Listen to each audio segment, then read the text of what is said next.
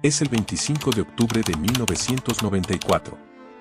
La ciudad de Union, una pequeña localidad en Carolina del Sur, parece como cualquier otra en un día común. Pero en esta tranquila mañana, algo estremecedor estaba a punto de ocurrir. Susan Smith, una joven madre de 23 años, se encontraba a punto de cambiar para siempre la vida de todos los que la conocían. Sus dos hijos, Michael y Alexander, desaparecen de la forma más espantosa que uno podría imaginar, secuestrados de su coche. A través de su desesperada llamada al 911, Susan les cuenta a las autoridades que un hombre negro armado la había obligado a bajarse del vehículo y la había llevado a ella y a sus hijos a un lado, para luego huir con los niños dentro. Una historia conmovedora, que rápidamente se viraliza, y que pone a toda una comunidad a trabajar incansablemente para encontrar a los niños. La historia, que parecía la de una madre aterrorizada, es un thriller emocional que podría haberse escrito en un guión. Los medios de comunicación se apoderaron de la noticia, y durante días, la historia dominó los titulares, mientras se movilizaba a la policía y se organizaban vigilias y búsquedas en la ciudad. Pero lo que comenzó como una persecución por un supuesto secuestro, pronto se transformó en algo mucho más sombrío. A medida que la investigación avanzaba, las grietas en la historia de Susan empezaron a volverse evidentes. ¿Era todo lo que decía cierto? ¿Qué estaba pasando realmente en la mente de una madre que acababa de perder a sus hijos? Lo que la policía descubriría en los días siguientes cambiaría el rumbo de la investigación y de la vida de Susan Smith para siempre. Las preguntas comenzaron a ser más complicadas y la angustia se convirtió en sospecha. No solo los niños habían desaparecido, algo mucho más oscuro estaba sucediendo. Hoy, en este especial, desentrañaremos uno de los casos más escalofriantes de la historia criminal estadounidense. Hablaremos de la vida de Susan Smith, los oscuros secretos que se ocultaban detrás de su fachada de madre perfecta, el crimen atroz que cometió, y cómo manipuló a todos los que la rodeaban para ocultar la verdad. Una historia de desesperación, mentiras y tragedia. Bienvenidos al caso de Susan Smith. Susan Mayha Smith nació el 26 de septiembre de 1971 en la pequeña ciudad de Union, Carolina del Sur. Hija de Linda y Harry Smith, una pareja que, a pesar de lo que muchos pensarían, no vivía una vida ejemplar. Su madre, Linda, era una mujer cálida y amorosa, pero las tensiones en la relación con su esposo Harry no eran secretas. La familia pasó por momentos difíciles, y para cuando Susan tenía solo 5 años, sus padres se separaron. Este evento marcaría la infancia de Susan, quien desde joven buscó en los hombres la estabilidad emocional que le faltaba en su hogar. Desde pequeña, Susan mostró signos de un comportamiento ansioso. Le gustaba ser el centro de atención, buscando siempre el cariño y la validación de los demás. Su madre, aunque atenta, no podía proporcionarle todo lo que necesitaba, y a menudo Susan se sentía sola y aislada. Esta soledad emocional la llevó a buscar rápidamente afecto en las relaciones, sin importar las consecuencias.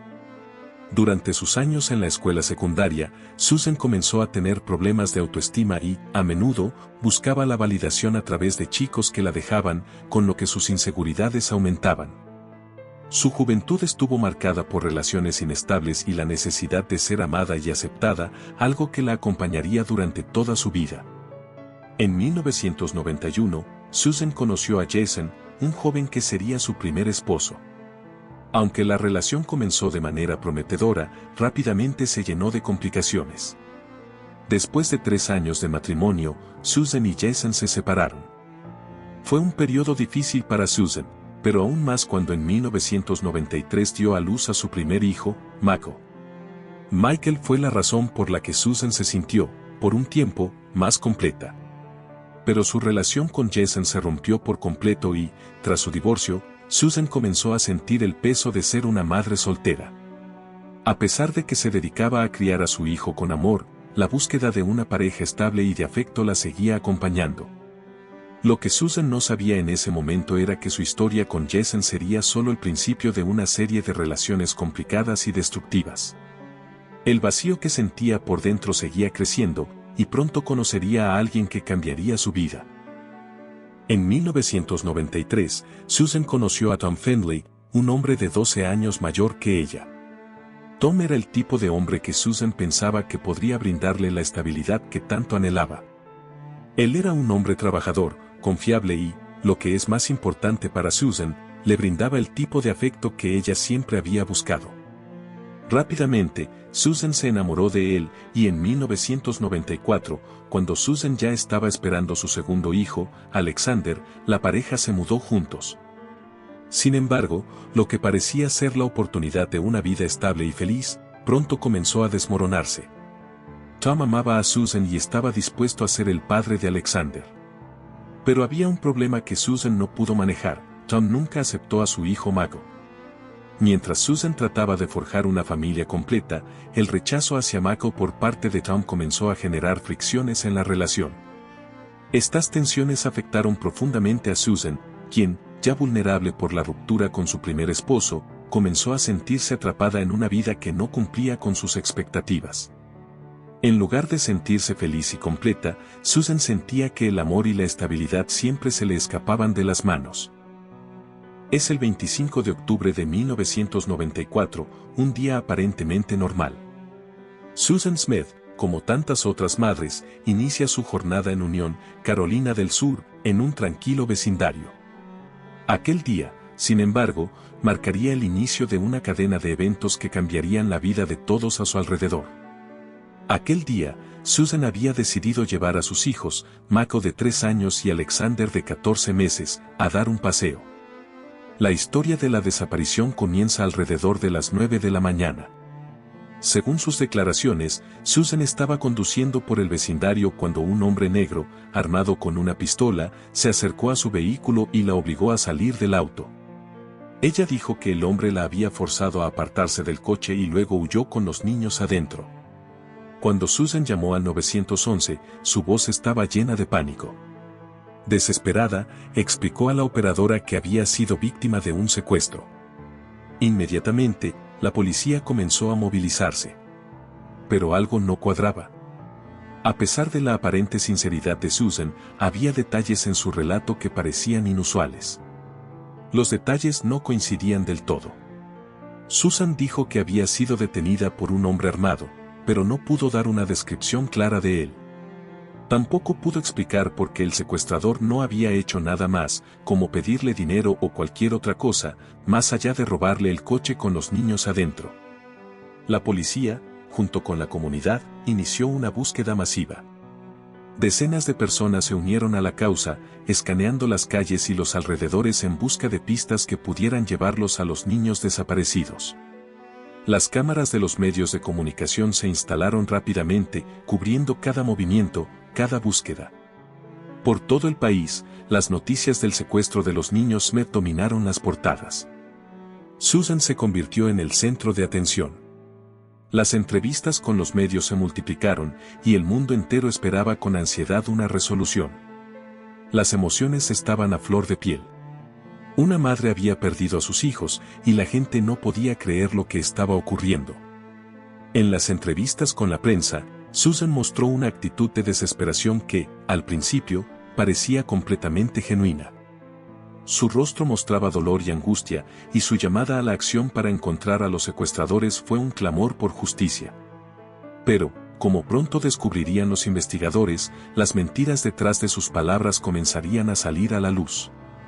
Cuando la policía revisó las grabaciones de las cámaras de seguridad de la zona, se dieron cuenta de que no había ninguna evidencia del secuestro que Susan había descrito. No había testigos que pudieran confirmar la presencia de un hombre armado en el lugar. La sensación de que algo no encajaba comenzó a tomar fuerza.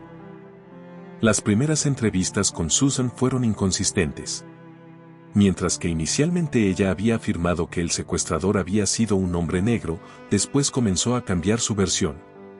Además, no había señales de violencia en el automóvil ni en la escena, lo cual era inusual para un secuestro. Los investigadores decidieron tomar una decisión crucial: investigar más a fondo a Susan.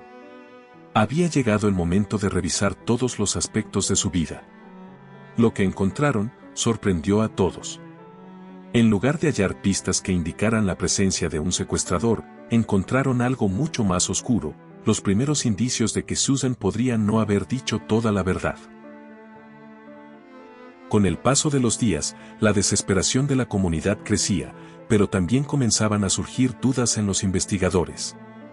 La falta de evidencia sobre el supuesto secuestro de los niños y las inconsistencias en la declaración de Susan empezaron a hacer que la policía cuestionara la verdad.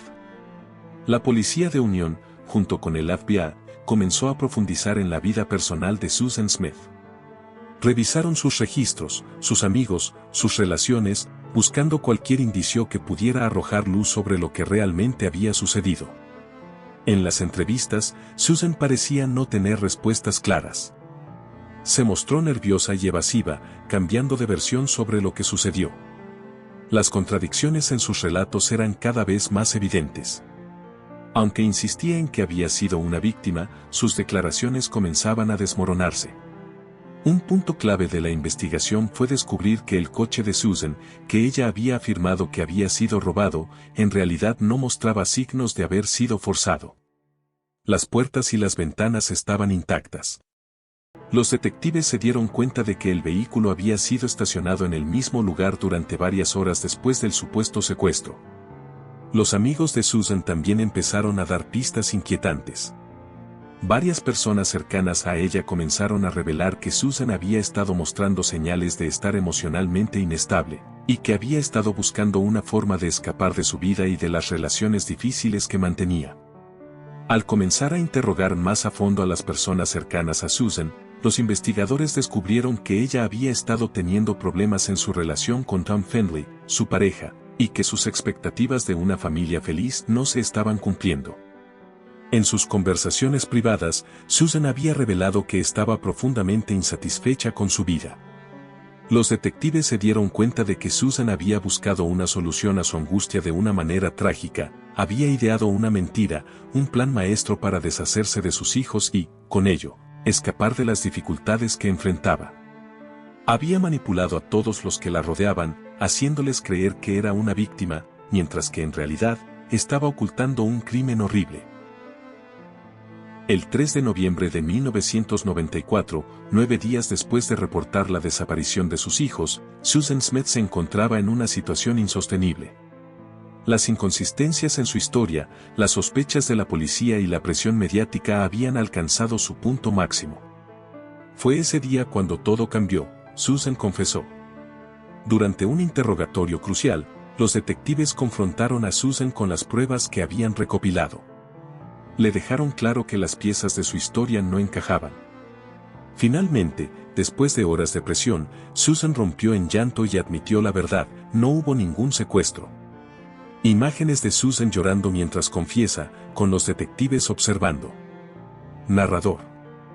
En una confesión que estremeció a los investigadores, Susan admitió que había llevado a sus hijos a un lago cercano, conocido como John DeLone Lake, en una noche oscura. Con los niños atados a sus asientos en el coche, Susan puso el vehículo en neutral y lo empujó al agua.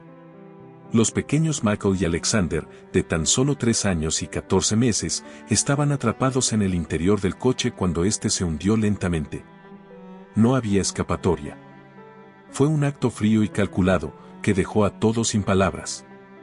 Susan declaró que había permanecido en la orilla, viendo cómo el coche desaparecía bajo el agua, incapaz de detener lo que había hecho. Los rescatistas se dirigieron inmediatamente al lago, siguiendo las indicaciones de Susan. Los buzos encontraron el vehículo a unos 36 metros de la orilla, sumergido a más de 6 metros de profundidad. Dentro del coche, los cuerpos de los 2 niños estaban aún en sus asientos, abrazados por las frías aguas del lago. El descubrimiento fue devastador. Los cuerpos de los niños fueron recuperados y llevados a la morgue para su identificación. La comunidad, que hasta ese momento había apoyado a Susan con vigilias y oraciones, quedó en estado de shock al enterarse de la verdad. ¿Qué llevó a Susan Smith a cometer un acto tan atroz? Esa fue la pregunta que todos se hicieron. La respuesta se encontraba en las profundidades de su mente, llena de inseguridades, miedos y una obsesión enfermiza por el amor y la aceptación. Durante la investigación, se revelaron las motivaciones detrás del horrible acto de Susan. En el centro de todo estaba su relación con Tom Findlay. A través de cartas y declaraciones, quedó claro que Susan estaba obsesionada con Tom y lo veía como la solución a todos sus problemas. En una carta crucial escrita por Tom poco antes del crimen, él dejó en claro que no veía un futuro con Susan debido a su situación. Mencionó específicamente que no quería una relación con alguien que tuviera responsabilidades como hijos de un matrimonio anterior. Este rechazo fue devastador para Susan. Para ella, perder a Tom significaba fracasar una vez más en encontrar el amor y la estabilidad que tanto anhelaba. Pero en lugar de aceptar la ruptura, Susan comenzó a idear un plan que, en su mente, solucionaría sus problemas, eliminar a sus hijos para poder estar con Tom. La manipulación emocional de Susan se extendió más allá de su relación con Tom. Durante los días posteriores al crimen, mientras fingía ser una madre desesperada, en realidad estaba intentando desviar la atención y asegurarse de que nadie sospechara de ella.